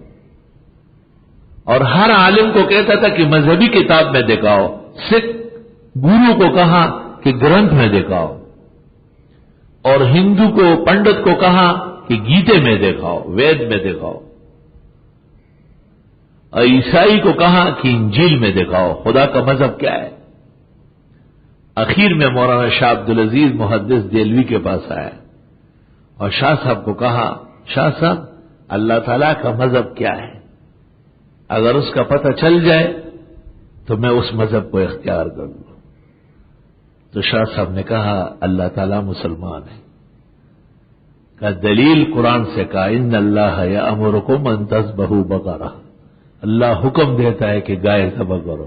اگر ہندو یا سکھ ہوتا تو گائے تو ان کے یہاں منع ہے، اور فوراً کلمہ پڑھ کے مسلمان ہو گئے۔ یاد کرو جب کہا موسیٰ علیہ السلام نے اپنی قوم سے بے شک اللہ حکم دیتا ہے تم کو کہ ذبح کرو گائے۔ سبحان اللہ۔ قالوا کہنے لگے اتتخذنا ہزوا، کیا آپ اڑاتے ہمارا مذاق؟ ہمارا آدمی قتل ہوا ہے اور قاتل کے لیے ہم بہت پریشان ہیں کہ کس نے مارا ہے، اور ہم نے آپ سے مسئلہ پوچھا تو آپ کہتے ہیں گائے ذبح کرو۔ جس طرح ایک آدمی کہے میرا مقدمہ ہے، میرے اوپر تکلیف آئی، ہم کہتے ہیں دورے تفسیر والوں کی دعوت کرو۔ معمولی دعوت نہیں، 1 لاکھ سے زیادہ خرچہ اس پہ، 1 لاکھ کیا چیز ہے تفسیر کے سامنے؟ لاکھ کیا ہوتے ہیں؟ لاکھ تو کوڑی اور پائیاں ہیں۔ تو وہ بڑا حیران ہو جائے گا، حیران ہو لیکن کام کرے، ایمان محفوظ ہو جائے۔ یہ جو ڈاکٹر عبدالصمد صاحب ہے، دل کے بڑے ماہر ڈاکٹر، ہمارے دوست اور بزرگ، ان کے دادا تھے، ان کی خدمت میں ایک شخص آیا اور اس نے کہا کہ باچا سے میرے بیلوں کی جوڑی رہٹ میں کڑی تھی، رات کو کوئی لے گیا ہے۔ تو باچا صاحب نے کہا جلاب لے لے، جلاب لے لے۔ وہ بڑا حیران ہوا، میرے بیل کوئی لے گیا اور یہ کہتے جلاب لے لے۔ اگلے دن پھر آیا باچا صاحب زمان اقوائن ہوگا کلبہ کو چابوتلا، یہ جلابوں کا کنما ہوتا تھا، یہ جلابوں کا۔ کسی نے ان کو کہا کہ جلاب لے لینا، یہ ایک بات تو پوری کر لیتا کہ باچا صاحب دوسری بات شروع کرے گا۔ اس نے جلاب لے لی، پیٹ نرم ہو گیا۔ تو اس زمانے میں گھروں میں طہارت خانے نہیں ہوتے تھے، وہ جنگل میں رات کو جا کے بیٹھ گیا چادر بچھا کر کہ بھئی بار بار پیٹ نرم ہے اور جانا پڑتا ہے تو چلو ادھر ہی رہوں، صبح چلیں گے۔ اب وہ بیل جو کوئی چوری کر کے لے گیا تھا نا، وہ نکال کے اگلے شہر میں منڈی لگ رہی صبح، وہاں لے جانا تھا بیچنے کے لیے۔ اس نے جو دیکھا کہ اس کے بیل پکڑ کے اس نے کہا وہی زما قیان سے تو بولتی چگے جوڑے گی، شور بنا ڈال دیا۔ وہ بھاگا، اس نے کہا یہ جو جنگل میں بیٹھا ہے تو انتظام کیا ہوگا۔ وہ بیلوں کی جوڑی چھوڑ کر اور بھاگ گیا۔ یہ اپنے بیلوں کو لے کے گھر لے آیا۔ صبح بادشاہ سے ڈاکٹر عبدالصمد صاحب کے دادا سے ملنے گئے اور ان کو کہا کہ بڑی مہربانی، بیل مل گئے۔ اور انہوں نے کہا میں نے تو آپ کو پہلے کہا تھا کہ جلاب لے لے، آپ لیتے نہیں ہیں۔ کلندر ہر کے گوید دیدہ گوید۔ ان اللہ یامرکم ان تذبحوا بقرہ، بے شک اللہ حکم دیتا ہے تم کو کہ ذبح کرو گائے۔ قالوا کہنے لگے تتخذنا ہزوا، آیا بناتے آپ ہماری ہنسی؟ قال حضرت نے کہا اعوذ باللہ، اللہ کی پناہ، ان اکون من الجاہلین، کہ میں ہو جاؤں غیر بردباروں میں سے۔ جہل کبھی ضد علم ہے اور کبھی جہل ضد حلم ہے۔ حلم غیر بردبار کو بھی جاہل کہتے ہیں۔ بات شروع نہیں ہوئی اور پہلے سے دانت نکالے ہنسنا شروع کر دیا، ابھی بات ختم نہیں ہوئی اور اس نے منہ کھول دیا۔ یہ غیر بردبار آدمی ہے۔ سنجیدہ انسان کلام سن کے پھر ہنسنے اور نہ ہنسنے کا فیصلہ کرتا ہے۔ ہاتھ گیلے کر کے پھر آپ سے مصافحہ کریں گے. یہ تو ایسا ہوا جیسے گلاس میں پانی ڈال کے آپ کے اوپر ڈالیں. آپ اپنے کام میں لگے ہوئے ہیں, یہ آ کے مصافحہ کرے گا. مولانا اشرف علی نے لکھا ہے مصافحہ کے ذریعے زبردست فساد کیا جاتا ہے. سب لوگ آرام سے بیٹھے ہوئے, ایک آدمی آ گیا مصافحہ باز, مصافحہ کا کلندر ہاتھ ملانا شروع کر دیا. اور رہنے دو یار, آرام سے بیٹھو خاموخا. اور کوئی کام نہیں تھا دنیا میں آپ کا. مجھے کہتے آپ ہم سے ملتے نہیں. میں نے کہا 2000 طلباء سے میں مصافحہ کروں گا تو یہی ہو جائے گا. رہنے دو, مجھے معاف رکھو مصافحہ سے. بس خالی دعاؤں میں یاد رکھو, آپ کی دعا میرا سرمایہ ہے. ہمت نہیں ہے اتنے افراد سے جمعے کے دن مصافحہ ممنوع ہے. اللہ تعالیٰ علماء دیوبند کی قبر نور سے بھر دے, اور جو زندہ ہے اللہ ان کی کرامات و فیوز و برکات بڑھائے. صحیح کہا ہے کہ بے موقع و بے محل نماز کے بعد مصافحہ کون کر سکتا ہے. وہ عبدالشکور دین پوری رحمت اللہ علیہ بڑے اونچے خطیب تھے. ایک دن بیمار تھے, تقریر کی تو خطرہ تھا کہ بڑا رش ہے, لوگ مصافحہ کریں گے. شکور دین پوری نے کہا بے شک مصافحہ کرو لیکن ہاتھ میں نوٹ ہونا چاہیے. اب جب دیکھا تو 5 آدمی رہ گئے, سب چلے گئے. کہ نوٹ والے تو نہیں ہے, تو خالی لوٹ کا سوٹ والے. ایک تدبیر تھی لوگوں کے رش سے بچنے کی. حضرت نے اعلان کیا خالی ہاتھ کا مصافحہ نہیں ہوگا, کچھ نہ کچھ ہو. ہزاروں کا مجمع میمن سوسائٹی کڈے میں چھوٹ گیا. قالا, حضرت نے فرمایا اعوذ باللہ, اللہ کی پناہ, انا اکون من الجاہلین, کہ میں ہو جاؤں غیر بردوں میں سے. سنجیدہ مقام پر سنجیدہ کرنا چاہیے. قالوا ادع لنا ربک, انہوں نے کہا پکاری ہمارے لیے اپنے رب کو. یبین لنا, بیان کرے ہمیں. ما ہی, گائے کیسی ہے. قالا, بے شک اللہ فرماتے ہیں انہا بقرہ, بے شک یہ گائے ہے. ولا بکر, بڑی ہے, نہ بہت بڑھے نہ بہت گڑیا ہے. کیسی عجیب بات ہے.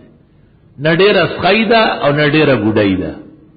آہا, لا فارد, فارد اس جانور یا انسان کو کہتے ہیں کہ عمر کی وجہ سے اس کے حصے جسم کے گٹ گئے ہو. آئے آئے, عمر جب گزرنے لگتی ہے, ہوش و حواس و تاب و تواں داغ جا چکے, اب ہم بھی جانے والے ہیں, سامان تو گیا. داغ بڑے شاعر ہیں, وہ کہتے ہیں ہوش, حواس, تاب و تواں, یہ سب چیزیں ایک ایک کر کے جاتی ہے.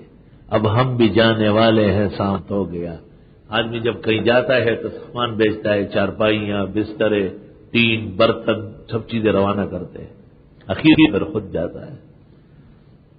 فاردن, ایسی بوڑھیا جس پر بڑھاپے کے آثار. یہاں بھینس ہم نے خریدی, اب اس کو جو چارہ ڈالے کھائے ہی نہیں. میں نے پالنہار سے پوچھا کیا ہوا, اس نے کہا وہ گھاس نہیں کھاتی ہے. اتفاق سے حلوہ ایک برتن میں ڈال کے اس کو کھلایا, وہ اس کے دان نہیں تھے, وہ جو حلوہ کھایا ایسے کہ بریلیوں کو پیچھے چھوڑ دیا. اس کو پیسے لینے لگا. میں نے کہا وہ بے غیرتا, اس کو میں حلوے کھلاؤں گا یا اس کو پیوں گا, یہ تو کچھ کھائی نہیں, اسے 4 دان غریب کے غائب. فارض, آثار بڑھاپے کے. ہائے ہائے. ولا بکرن, بکر باقرہ, بالکل نوخیز. انم بین ذالک, درمیان میں ہے اس کے. ففعلوا ما تؤمرون, کر گزرو جو کہا جاتا ہے. اشارہ حضرت نے کیا کہ بس کاٹو ایک گائے, نہ رہنا دو باتیں. وہ تو باتیں ہی کرتے تھے.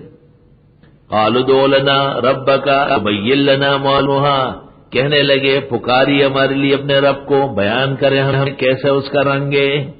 قال انه یقول, حضرت نے فرمایا بے شک وہ اللہ فرماتے ہیں انها بقرة صفراء,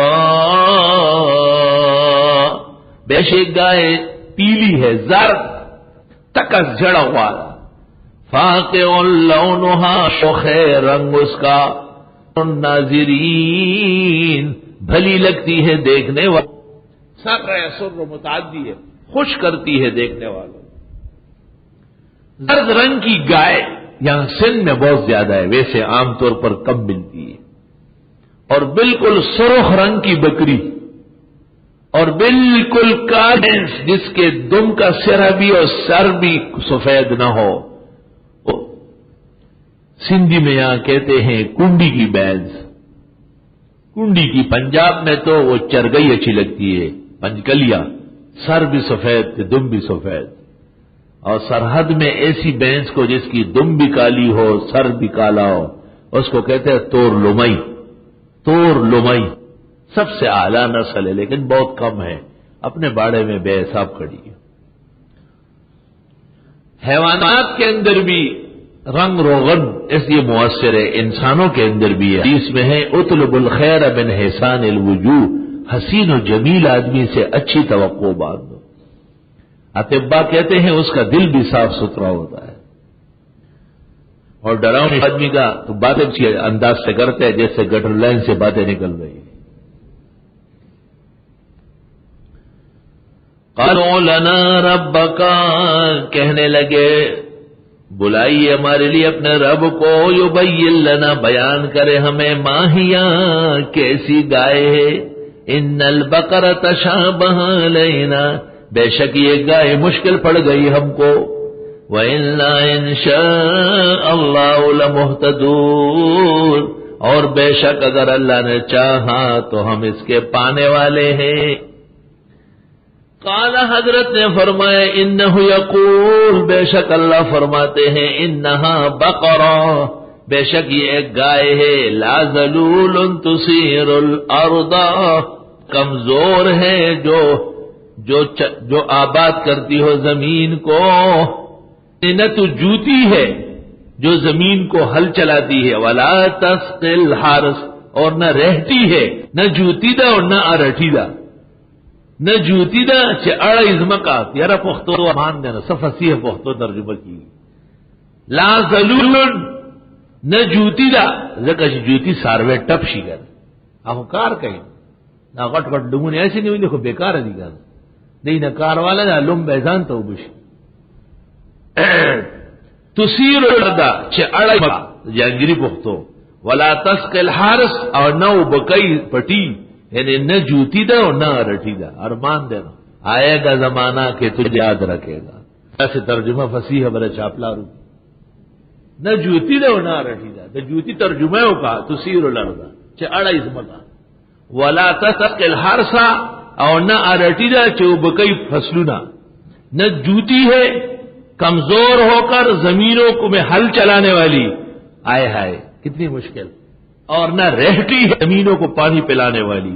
جانور سے کبھی تو ہل چلایا جاتا ہے، کبھی رہٹ چلایا جاتا ہے، پانی آتا ہے اور وہ فصل میں جاتا ہے. مسلمت ٹھاک ہے، مسلمتن روغ رمٹرا، مسلمتن سما دمدا، روغ رمٹرا، سیدھی سادی بالکل صحیح سلامت. لا شیء فیہا، رنگ مخالف نہیں اس میں، ایک رنگ کا ہے، ایک رنگ کا، بالکل تک زیڑا، بالکل زرد پیلی. پشتوں میں رنگ کی تاکید کے لیے تک تک زیڑ تک شین تک توڑ تک سپن، لیکن اردو میں ڈبل لگتے ہیں، کالا کلوٹا، گورا چٹا، سرخ سفید، لال سرخ، پیلا زرد پیلا، ڈبل لگاتے یہ تاکید ہو جاتی ہے. اور عربی میں اس کے ساتھ علیہ تاکیدات، جیسے صفرا کے ساتھ فاقع. حدیث میں ہے کہ ایک شخص قتل ہو گیا تھا اور بنی اسرائیل سخت پریشان تھے کہ کس نے قتل کیا تھا. حضرت موسیٰ علیہ السلام کو کہا، حضرت موسیٰ علیہ السلام نے کہا گائے کاٹو، فقراء مساکین کو خیرات کھلاؤ، اللہ تعالیٰ کوئی صورت بتا دے گا. لیکن وہ تو ٹیڑے لوگ تھے اور وہ باتیں کرتے تھے، باتوں میں باتیں. اب ہم بتاتے سورت یاسین پڑھو تو وہ پوچھتے کب پڑھو، میں کہتا ہوں رات کو پڑھو. میں کہتے بیٹھے بیٹھے پڑھو تو میں کہتا ہوں نہیں، آدھا بیٹھو آدھا لیٹو. کہتے وضو کر کے تو میں کہتا ہوں نہ آ کے. کیسے کپڑے پہن لوں تو میں سرخ سفید دونوں پہن لوں. سر پٹکے ہوا جھڑ پڑتا. میں دیکھا ہے کہ بزرگان دین کہے بس عمل کرو کام ہو جائے گا. جتنا پوچھو گے اتنی شدت میں پڑھو گے اور عمل کمزور ہوتا جائے گا. عمل کمزور ہوتے تھے.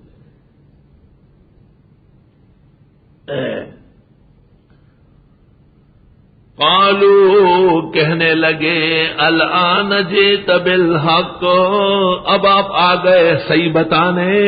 حالانکہ حضرت نے شروع سے صحیح بتایا، یہ ٹیڑھے چل رہا ہے. اب آ گئے آپ صحیح بتانے. فذبحوها، انہوں نے اس گائے کو ذبح کیا. وما کادوا یفعلون، اور وہ نہ تھے ایسا کرنے والے.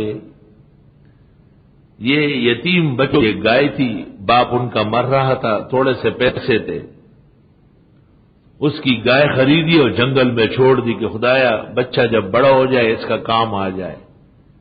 وہ گائے جوان ہو گئی تھی، اس رنگ کی وہی ملی. انہوں نے شرط لگائی کہ اس کا چمڑا سونے سے بھر کے دیں گے. انہیں ضرورت تھی، لاش پڑی ہوئی تھی. گائے کاٹی اور چمڑے میں سونا ڈال کے ان کو دے دیا. کٹی ہوئی گائے کے گوشت کا ایک ٹکڑا وہ جو آدمی مقتول تھا عامل، اس کے جسم کے ہاتھ رکھ لیا، لگا دیا. وہ اٹھ بیٹھا اور اس نے کہا مجھے بھتیجوں نے قتل کیا ہے. موسیٰ علیہ السلام کا معجزہ تھا، خیرات نیکی اس کا سبب بن گئی. فذبحوها وما كادوا يفعلون. مشہور ہے کہ پھل کاٹتے وقت یہ جملہ پڑھ لیا جائے، اللہ تعالیٰ اسے شیرین نکالتے ہیں. خربوزے کاٹ رہا تھا اور پی کے نکل رہے تھے.